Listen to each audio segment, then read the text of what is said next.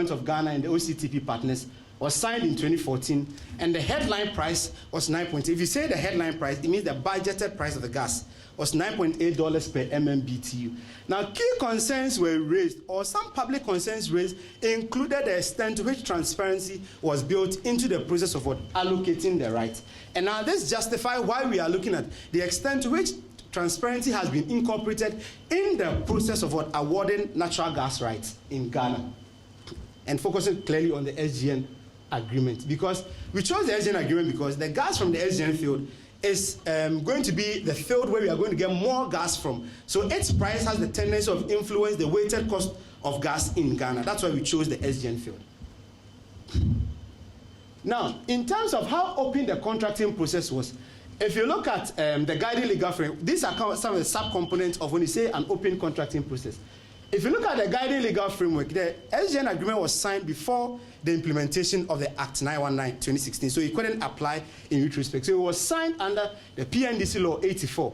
Now, Section 22 requires that an open competitive tendering approach will be used to allocate rights. But in the case of the SGN agreement, the government entered into direct negotiation without state giving or disclosing, or there are no publicly disclosed documents about the reasons why government entered into direct negotiation instead of an open competitive process. Now, there was no obligation for the state agencies to disclose documents, but in the interest of the state, it would have been good to disclose key documents of the negotiation process to stakeholders, for them to also provide data, do analysis to understand whether the offer the IOC is giving us is good, or it will jeopardize our objective for utilizing natural gas. But in this case, there were no disclosure of such documents. So after the agreement was signed, then it was released to stakeholders. At that time, the stakeholders will not have much input into the agreement. Also, publication of key documents, this is a requirement of the Act 919. The Act 919 requires that all petroleum agreements needs to be published on the petroleum registers. If you look at the Section 56. But if you look at our petroleum register, some of the agreements there are not in their detail. Especially, we can't find the gas sales agreement, which is a key component for the SGN field on the petroleum register. So it means that if you look at the SGN contract, because you can't have the gas sales agreement, stakeholders are not able to critically analyze the agreement very well. And there were no disclosure of some key documents, and even the annexes of the agreement cannot be found on the petroleum register. And these are key important documents to the agreement. The negotiation process. We say that if you look at the SGN agreement, there were no publicly disclosed information about the people who negotiated the agreement, the basis for selecting them.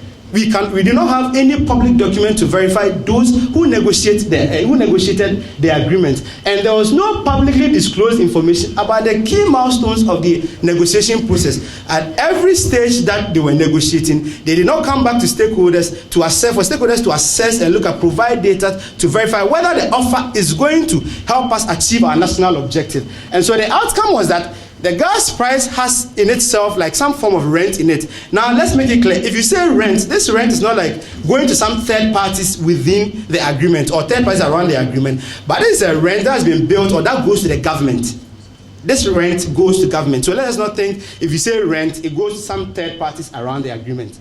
Now, fiscal considerations. Now, we provided adequate fiscal incentives to the operator or the partners to the field. So the royalty rate was lower enough compared to the royalty rate for the oil. The appraisal period was long enough. So in terms of the fiscal consideration, it was good. But our only issue is the fiscal support we gave them. For example, if you look at the tax deductible interest on commercial loans that we gave to the IOC and the tax deductible interest on decommissioning, it is estimated that it's going to cost the nations around $125 million over the life of the field. So all these are revenues that are going out of the state. So it means that going into the future, once we give them fiscal incentive, we need to make sure that the support we give to the IOC does not jeopardize or put the state in an undue advantage. The assessment of the contracting process for the SGN gas deal against best practices for contracting suggests that the contract was not procured under circumstances that was sufficiently transparent. Some transparency, more transparency could have built into the process to ensure we get optimal contracting.